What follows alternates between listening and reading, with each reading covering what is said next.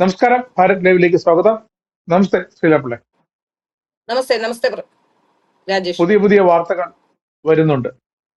അതായത് ആ, ക്ഷേത്രങ്ങൾ, വിശ്വാസങ്ങൾ, ആചാരങ്ങൾ, ഇതിനോടൊക്കെ ഭ്രഷ്ട് കൽപ്പിച്ചു നിന്ന പാർട്ടിയാണ് CPM. പക്ഷെ അവരിതാ ഇപ്പോൾ പുതിയൊരു നീക്കവുമായി രംഗത്തെത്തിയിരിക്കുന്നു. കേരളത്തിലെ ക്ഷേത്രങ്ങൾ, നിലവിൽ കേരളത്തിലെ പ്രമുഖ ക്ഷേത്രങ്ങളിൽ അറിഞ്ഞോ അറിയാതെയോ കൂടുതലായി സ്വാധീനം ചെലുത്തി ഹിന്ദുമത വിശ്വാസികൾക്കിടയിൽ കൂടുതൽ ആ, അടിത്തറ ഉണ്ടാക്കാൻ, വീണ്ടും തകർന്നു പോയ അടിത്തറ അത് വീണ്ടും തിരിച്ചു പിടിക്കാൻ, ആ ഒരു ബേസ് തിരിച്ചു പിടിക്കാനായിട്ട് കടുത്ത ശ്രമങ്ങളുമായി CPM ഇറങ്ങിയിരിക്കുകയാണ് എന്ന വാർത്തകൾ ഇപ്പോൾ പുറത്തു വരുന്നുണ്ട്.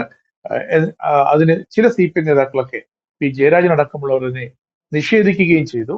വാർത്ത വന്നുകൊണ്ട് തന്നെ നിഷേധിക്കുന്ന ഒരു അവസ്ഥ. എന്താണ് ശരിക്കും ശ്രീലപ്പിള്ള ഇതിന്റെ പിന്നിലുള്ള ഒരു ഇപ്പോഴത്തെ നീക്കം CPM-നുള്ളിൽ? നമുക്കറിയാം BJP-യുടെയും അതുപോലെ തന്നെ CPM-ന്റെയും ഏറ്റവും അടിസ്ഥാനപരമായ വോട്ട് എന്ന് പറയുന്ന ഹൈന്ദവ വിഭാഗങ്ങളുടെ വോട്ട് തന്നെയാണ്.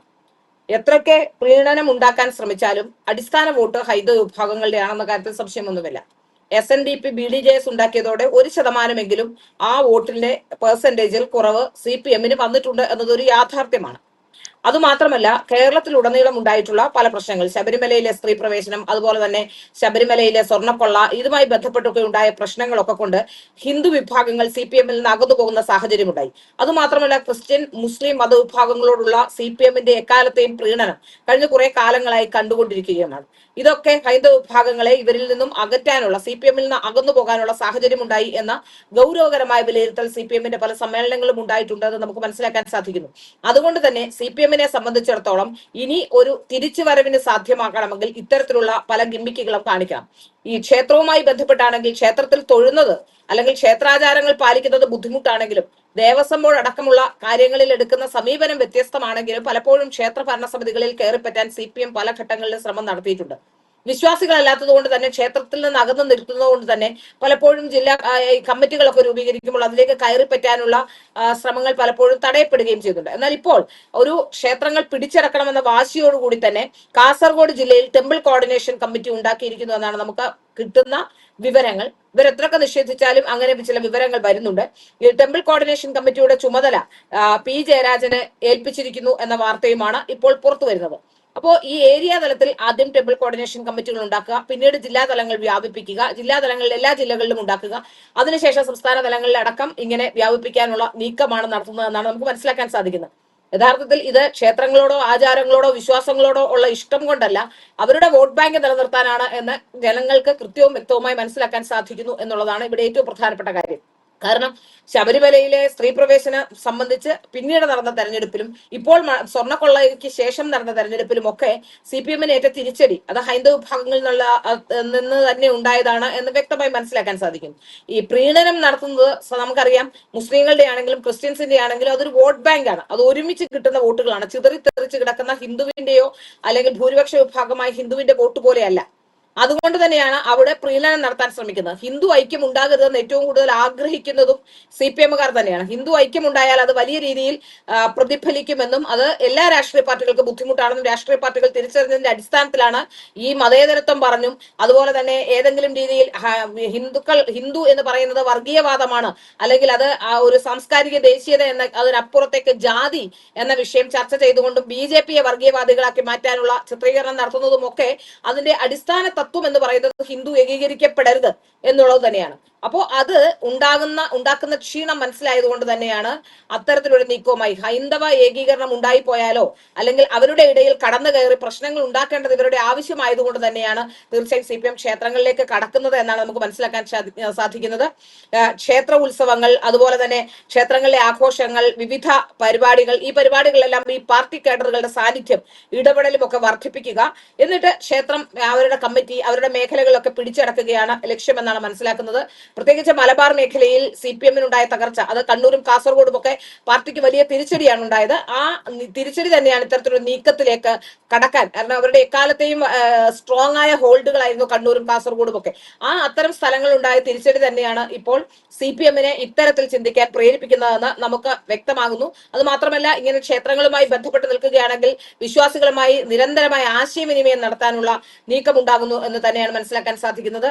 അവിടെ CPM-നെ ഏറ്റവും സഹായിക്കുന്ന ഒരു ഘടകം കേരളത്തിൽ BJP ഇപ്പോൾ എടുത്തിരിക്കുന്ന ഒരു നിലപാടാണ് എന്ന് വിമർശന ബുദ്ധിയോടെ നമുക്ക് പറയാൻ സാധിക്കും. ഇപ്പോ ഹൈന്ദവ അല്ലെങ്കിൽ അത്തരം വിഷയങ്ങളിലൊന്നും അതിന്റെ കോർ ഗ്രൂപ്പും കോർ വാല്യൂവും കോർ ഐഡിയോളജിയും ഒക്കെ ഹിന്ദുത്വം ആയിരിക്കുമ്പോഴും ഹിന്ദുത്വത്തെ അല്ലെങ്കിൽ അത്തരം കടന്നാക്രമിക്കുന്ന ഒരു കാര്യത്തെയും ഇപ്പോൾ BJP ശ്രദ്ധിക്കാറില്ല. BJP ഇപ്പോൾ ശ്രദ്ധ ചെലുത്തുന്ന വികസനം എന്ന് പറയുന്ന വിഷയം പറഞ്ഞുകൊണ്ട് മാത്രമാണ്. അതുകൊണ്ട് തന്നെ വലിയ രീതിയിലുള്ള പ്രശ്നങ്ങൾ അവരുടെ ഇടയിലും ഉണ്ടാകുന്നുണ്ട്.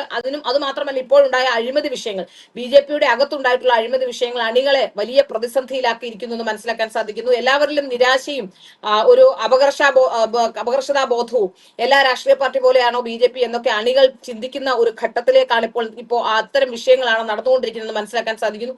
അത് CPM-ന് ഫലപ്രദമായി വിനിയോഗിക്കാൻ പറ്റും എന്ന് രാഷ്ട്രീയം അറിയുന്ന, ഞാൻ പറയുന്നില്ലേ BJP-യെ പോലെയല്ല, കൃത്യമായ രാഷ്ട്രീയം അറിയുന്ന, കൃത്യമായ രാഷ്ട്രീയ നീക്കങ്ങൾ കേരളത്തിൽ നടത്താൻ കഴിവുള്ള ഒരു രാഷ്ട്രീയ പാർട്ടിയാണ് CPM. അവർ അതിൽ നിന്ന് ഉണ്ടാകുന്ന വിമർശനങ്ങളിൽ നിന്ന്, അകത്തുണ്ടാകുന്ന വിമർശനങ്ങളിൽ നിന്ന് നടപടിയെടുക്കേണ്ടവരെ നടപടിയെടുക്കും, നീക്കി നിർത്തേണ്ടവരെ നീക്കി നിർത്തും. അത് എത്ര വലിയ നേതാവാണെങ്കിലും അതിന് ഒരു ബുദ്ധിമുട്ടും അവരുണ്ടാക്കില്ല. അവരുടെ പാർട്ടിക്ക് ഗുണകരമായ കാര്യങ്ങൾ മാത്രമാണ് അവർ പാർട്ടിയിൽ ചെയ്യുന്നത്. പാർട്ടി വളർത്തുക എന്ന ലക്ഷ്യമാണ്. അഴിമതിയേക്കാൾ ഉപരി അല്ലെങ്കിൽ ഒരു വ്യക്തി എന്നതിനേക്കാൾ ഉപരി ഒരു കേഡർ രാഷ്ട്രീയ സംവിധാനം എന്ന രീതിയിൽ CPM എപ്പോഴും പാർട്ടി വളർത്തുക എന്ന ലക്ഷ്യത്തിലാണ് നിൽക്കുന്നതെന്നാണ് നമുക്ക് മനസ്സിലാക്കാൻ സാധിക്കുന്നത്. നേരെ തിരിച്ച് BJP-യിലോ വ്യക്തികൾ വളരുക എന്ന രീതിയിലേക്കാണ് BJP-യുടെ ഇതുവരെയും ഉണ്ടായിരുന്ന പോക്ക്. ഇപ്പോ ഒരു ചെറിയ മാറ്റമുണ്ടായി. രാജീവ് ചന്ദ്രശേഖർ വന്നതിന് ശേഷം നമ്മളൊക്കെ പ്രതീക്ഷിച്ചു വലിയ മാറ്റങ്ങൾ ഉണ്ടാകുമെന്ന്. പക്ഷെ അവിടെ രാജീവ് ചന്ദ്രശേഖറിന്റെ ഈ കേരള രാഷ്ട്രീയത്തിലുള്ള ആൾക്കാരെ മനസ്സിലാക്കുന്നുള്ള പരിമിതി മുതലാക്കിക്കൊണ്ട് അദ്ദേഹത്തെ നല്ല ഭംഗിയായി വഞ്ചിച്ചുകൊണ്ട് അദ്ദേഹത്തെ മാനിപ്പുലേറ്റ് ചെയ്തുകൊണ്ട് ഒരു വിഭാഗം അവിടെ കയറിപ്പറ്റുകയും ഇപ്പോഴും അവരൊരു സമ്മർദ്ദ ശക്തിയായി അവിടെ തന്നെ നിലനിൽക്കുകയും ചെയ്യുന്നു എന്നാണ് ഞാൻ മനസ്സിലാക്കുന്നത്. വലിയ രീതിയിലുള്ള സമ്മർദ്ദം ചെലുത്തിക്കൊണ്ട് ഒരു ഒറ്റക്കെട്ടായി നിന്നുകൊണ്ട്, അഴിമതിക്കാരെല്ലാം ഒറ്റക്കെട്ടായി നിന്നുകൊണ്ട് അഴിമതിയിൽ പുറത്താക്കിയവർക്കെതിരെ നടപടി പോലും, ഇതുവരെ മാറ്റി നിർത്തപ്പെട്ടവർക്കെതിരെ നടപടി പോലും സാധ്യമല്ല, അല്ലെങ്കിൽ അത്തരം ചെയ്യരുതെന്ന് പറഞ്ഞുകൊണ്ട് ഇപ്പോഴും സമ്മർദ്ദതന്ത്രമായി നിലനിൽക്കുന്നു എന്നാണ് ഞാൻ മനസ്സിലാക്കുന്നത്. ഏതായാലും ഇവിടെ ഇത്തരത്തിലുള്ള ഈ സാംസ്കാരിക പരിപാടികളിലും ഒക്കെ കയറിപ്പറ്റി CPM-ലേക്ക് വന്നാൽ അവർക്ക് രാഷ്ട്രീയം നന്നായി അറിയാവുന്നതുകൊണ്ട് തന്നെ അവർ ഹൈന്ദവ വിഭാഗങ്ങളുടെ ഇടയിൽ കടന്നു കയറാനുള്ള ശ്രമം നടത്തുന്നു എന്നാണ് മനസ്സിലാക്കാൻ സാധിക്കുന്നത്. BJP നേതൃത്വം ഇത് തിരിച്ചറിയേണ്ടതാണ്. ഈ കാര്യങ്ങൾ തിരിച്ചറിയേണ്ടതാണ്. ഇത്തരത്തിലുള്ള നീക്കം നടത്തുമ്പോൾ തീർച്ചയായിട്ടും മലബാർ മേഖല, കണ്ണൂര്, അവിടെയൊക്കെ വലിയ രീതിയിൽ BJP-ക്ക് വളർച്ച ഉണ്ടായിട്ടുണ്ട്. പല സ്ഥലങ്ങളിലും സീറ്റ് നേടുന്ന രാഷ്ട്രീയ പാർട്ടി എന്ന രീതിയിലേക്ക് മാറിയിട്ടുണ്ട്. BJP-ക്ക് മൊത്തത്തിൽ രാഷ്ട്രീയത്തിൽ ഒരു അക്സെപ്റ്റൻസ് ഉണ്ടായിട്ടുണ്ട്. പണ്ടുണ്ടായിരുന്ന അല്ലെങ്കിൽ നേരത്തെ ഉണ്ടായിരുന്ന ആ ഒരു ഐത്തം BJP-യോടുള്ള എല്ലാവർക്കും മാറിയിട്ടുണ്ട്. വോട്ട് ചെയ്യാൻ പറ്റുന്ന ഒരു രാഷ്ട്രീയ പാർട്ടി എന്ന രീതിയിലേക്ക് BJP മാറിയിട്ടുണ്ട്. BJP-യുടെ നേതാക്കന്മാരാണ് ഇനി മാറേണ്ടത്. അല്ലെങ്കിൽ BJP എന്ന രാഷ്ട്രീയ പ്രസ്ഥാനം തന്നെ അപ്രസക്തമായി പോകുന്ന രീതിയിലുള്ള കാര്യങ്ങളാണ് ഇപ്പോൾ നടന്നുകൊണ്ടിരിക്കുന്നത്. ഏതായാലും ക്ഷേത്രത്തിൽ കടന്നു കയറി ക്ഷേത്രത്തിലെത്തുന്ന വിശ്വാസികളുമായി കൂടുതൽ ആശയവിനിമയം നടത്തിക്കൊണ്ട് രാഷ്ട്രീയ അടിത്തറ വിപുലപ്പെടുത്താനുള്ള നീക്കമാണ് ഇപ്പോൾ നടത്തുന്നതെന്നാണ് മനസ്സിലാക്കാൻ സാധിക്കുന്നത്. ഇപ്പോ ഏരിയാതല യോഗങ്ങളൊക്കെ അത്തരത്തിൽ സംഘടിപ്പിക്കാനുള്ള നീക്കം നടക്കുന്നു എന്ന് മനസ്സിലാക്കുന്നു. കഴിഞ്ഞ നിയമസഭാ തെരഞ്ഞെടുപ്പിലെ തിരിച്ചടിക്ക് പിന്നാലെ വളരെ പ്രധാനപ്പെട്ട ഒരു തീരുമാനമായി ഇവർ രംഗത്ത് വന്നിരിക്കുന്നു എന്നാണ് മനസ്സിലാക്കുന്നത്. കാസർഗോഡ് ജില്ലയിൽ ആരംഭിച്ച ഈ നീക്കം കാസർഗോഡ് ജില്ലയിലെ ടെമ്പിൾ കോർഡിനേഷൻ കമ്മിറ്റി എല്ലാ ജില്ലകളിലേക്കും വ്യാപിപ്പിക്കാനുള്ള നീക്കം നടക്കുന്നു എന്നാണ് മനസ്സിലാക്കുന്നത്. ശബരിമലയിലെ യുവതി പ്രവേശനവും കൊള്ളയും ഒക്കെ വലിയ രീതിയിൽ ഹൈന്ദവരുടെ ഇടയിൽ വലിയ പ്രശ്നമുണ്ടാക്കിയ കാര്യമാണ്. പാർട്ടിയിൽ നിന്ന് അകന്നു പോകാനുള്ള, പല CPM-കാരും അകന്നു പോകാനും മറ്റു രാഷ്ട്രീയ പാർട്ടികൾ അഭയം തേടാനുമുള്ള കാരണമായി തന്നെ അവർ തുറന്നും പറഞ്ഞിട്ടുണ്ട് ഈ വിഷയങ്ങൾ തന്നെ ആയിരുന്നു എന്നാണ്. അതുകൊണ്ട് തന്നെ അത്തരം ഒരു നീക്കം ഇതിനു മുമ്പ് കഴിഞ്ഞ തെരഞ്ഞെടുപ്പിന് മുമ്പ് ഒരു ആഗോള അയ്യപ്പ സംഗമം ഒക്കെ നടത്തി എങ്ങനെയെങ്കിലും ഇത് തിരിച്ചു പിടിക്കാൻ പറ്റുമോ എന്ന് നോക്കിയിരുന്നു. പക്ഷെ അതും വലിയ വിവാദങ്ങളിലാണ് കലാശിച്ചത്. ഏതായാലും അത് അപ്പാടെ പാളിപ്പോവുകയും ചെയ്തു. അതിന് പിന്നാലെയാണ് ഇപ്പോൾ ഇത്തരത്തിലുള്ള നീക്കം നടത്തുന്നത്. മലബാറിലെ മിക്കവാറും ക്ഷേത്രങ്ങളൊക്കെ ഇപ്പോൾ തന്നെ CPM-ന്റെ ഒരു നീക്കം ഇപ്പോൾ തന്നെ അവരുടെ കയ്യിലുണ്ട് പല സ്ഥലത്തും. ഇനിയും ബാക്കിയുള്ളത് കൂടി പിടിച്ചെടുക്കാനുള്ള നീക്കം, അങ്ങനെ അതിനുള്ള നീക്കമാണ്. ക്ഷേത്ര ഭാരവാഹികളുടെ അനുഭാവികളുടെയും ഒക്കെ യോഗങ്ങൾ സംഘടിപ്പിക്കാനുള്ള സാധ്യതയുണ്ട് എന്ന് മനസ്സിലാക്കാൻ സാധിക്കുന്നു. ഏതായാലും കളമറിഞ്ഞ് കളിക്കാൻ തന്നെയാണ് CPM തീരുമാനിച്ചിരിക്കുന്നത്. അവർക്ക് ആ വിഷയം വരുമ്പോൾ ഇതുവരെ പറഞ്ഞതോ അല്ലെങ്കിൽ മാറ്റി പറയാനോ അത്തരം കാര്യങ്ങളിലേക്ക് കടക്കാൻ ഒരു ബുദ്ധിമുട്ടുമില്ല എന്നാണ് നമുക്ക് മനസ്സിലാക്കാൻ സാധിക്കുന്നത്. ഏതായാലും അത് വലിയ പ്രതിസന്ധി BJP-ക്ക് ഉണ്ടാക്കുമെന്ന കാര്യത്തിൽ സംശയമൊന്നുമില്ല. BJP ക്ഷേത്ര ഭാരവാഹികളുടെ അല്ലെങ്കിൽ അത്തരത്തിലുള്ള ക്ഷേത്രം പിടിച്ചിട്ടോ ഒന്നുമല്ല ഇവിടെ ഇത്തരത്തിൽ BJP വളർന്നുകൊണ്ടിരിക്കുന്നത്. പക്ഷെ വിശ്വാസത്തെ BJP മുറുകെ പിടിച്ചിരുന്നു എന്നുള്ളതാണ്. ഹൈന്ദവരുടെ വിശ്വാസം സംരക്ഷിക്കാൻ മറ്റൊരു രാഷ്ട്രീയ പാർട്ടി ഇല്ല എന്ന തിരിച്ചറിവ് ഹൈന്ദവരിൽ നല്ലൊരു വിഭാഗത്തിനുണ്ട് എന്നുള്ളത് തന്നെയാണ്. അപ്പൊ അതുകൊണ്ട് തന്നെ ആ വിശ്വാസത്തെ മുറുകെ പിടിച്ചുകൊണ്ട് മറ്റുള്ള മതവിഭാഗക്കാരെയും ഒപ്പം ഒപ്പം ചേർത്ത് അവരുടെ വിശ്വാസത്തെയും കൂടി സംരക്ഷിക്കാൻ കഴിയുന്ന ഒരു നിലയിലേക്ക് ഈ നേതൃത്വം മാറണം. അല്ലാതെ ആരെങ്കിലും പറയുന്നത് കൊണ്ട് ഹൈന്ദവ വിശ്വാസം അപ്പാടെ അതിനെക്കുറിച്ച് പറയേണ്ട, അതിനെക്കുറിച്ച് പറഞ്ഞാൽ മതേതരത്വമാകുമെന്ന് മറ്റ് രാഷ്ട്രീയ പാർട്ടികളുടെ അതേ നിലപാടുമായി BJP പോകരുത് എന്നുള്ളതാണ് എനിക്ക് പറയാനുള്ളത്. അത്തരത്തിലുള്ള നീക്കവുമായി BJP പോയാൽ അത് വലിയ പ്രതിസന്ധി BJPക്ക് ഉണ്ടാകുമെന്ന കാര്യത്തിൽ സംശയമില്ല. ഏതായാലും ക്ഷേത്രങ്ങൾ പിടിച്ചെടുക്കാനുള്ള CPM-ന്റെ നീക്കം അത് എത്രത്തോളം മുമ്പോട്ട് പോകും എന്നുള്ളതാണ് ഇനി നമ്മൾ ഉറ്റുനോക്കേണ്ടത്.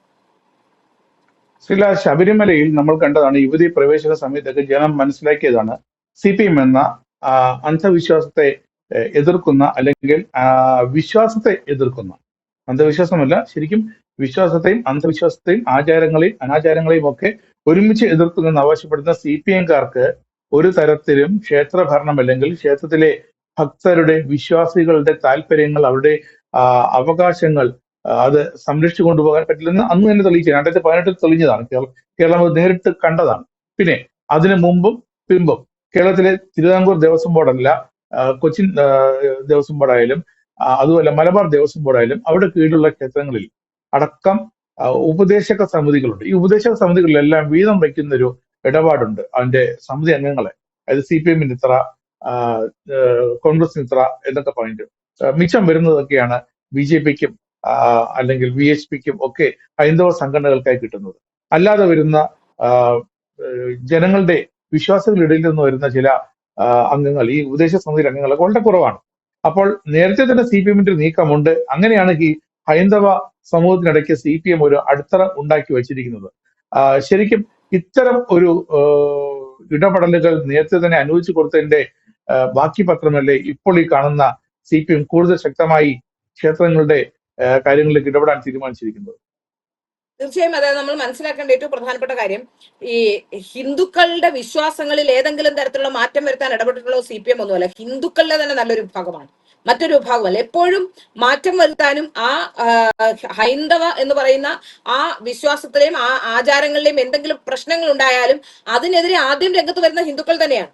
അത് നമുക്കറിയാവുന്ന കാര്യമാണ്. അപ്പോൾ അതിനെ ഉൾക്കൊള്ളാനും മാറ്റങ്ങളെ ഉൾക്കൊള്ളാനും ആ മാറ്റങ്ങളെ അംഗീകരിക്കാനും കഴിവുള്ള ഒരു സമൂഹം തന്നെയാണ് ഹിന്ദു എന്നുള്ളതാണ് നമ്മൾ മനസ്സിലാക്കാൻ സാധിക്കുന്നത്. അപ്പൊ അതുകൊണ്ട് തന്നെ അത് CPM ആണ് അതെല്ലാം ചെയ്തത്, അല്ലെങ്കിൽ പുരോഗമനം ഉണ്ടാക്കിയ തരത്തിലുള്ള വ്യാഖ്യാനങ്ങൾ, ആ നെറേറ്റീവുകളാണ് നമ്മൾ മാറ്റിയെടുക്കേണ്ടത്. അത്തരം നെറേറ്റീവുകളാണ് ഇത്രയും കാലം ഈ പറയപ്പെടുന്ന ഹിന്ദു വിഭാഗങ്ങളെ തമ്മിൽ തല്ലി പിരിപ്പിക്കാനും അത്തരത്തിലുള്ളവരെ തമ്മിൽ തല്ലിക്കാനും ഏകോപനം ഉണ്ടാകാതിരിക്കാനുമുള്ള കാരണങ്ങളായി CPM എല്ലാ കാലത്തും ഉപയോഗിച്ചിട്ടുള്ളത്. ഇപ്പോഴും ഉപയോഗിക്കാൻ ശ്രമിക്കുന്ന ഏറ്റവും പ്രധാനപ്പെട്ട കാരണം തന്നെയാണ്. ഹൈന്ദവ ക്ഷേത്രങ്ങളിൽ കടന്നു കയറി അവിടെ ആശയക്കുഴപ്പമുണ്ടാക്കി, അവിടെ പ്രശ്നങ്ങൾ ഉണ്ടാക്കി, അവിടുത്തെ ആൾക്കാരെ വിഘടിപ്പിക്കാനുള്ള നീക്കം തന്നെയാണ് നടത്തുന്നത്. രാഷ്ട്രീയപരമായി കൂടി ക്ഷേത്രങ്ങളെ രാഷ്ട്രീയപരമായി ഉപയോഗിക്കാനുള്ള നീക്കമാണ് നടത്തുന്ന കാര്യത്തിൽ സംശയമൊന്നും വേണ്ട.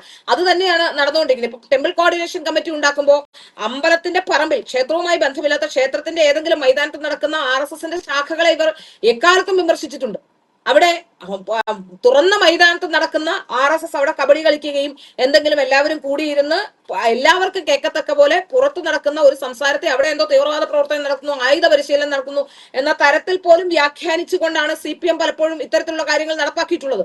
അത് വിശ്വാസികളായിരിക്കും 90%, BJP-യിലുള്ള ആൾക്കാർ 99% വിശ്വാസികളായിരിക്കും. വിശ്വാസമില്ലാത്തവർ BJP-യിലുണ്ടെന്ന് ഞാൻ വിശ്വസിക്കുന്നില്ല. അപ്പോ അല്ലെ RSS-ലുണ്ട്, സംഘപരിവാർ സംഘടനകളുണ്ടെന്ന് ഞാൻ വിശ്വസിക്കുന്നില്ല.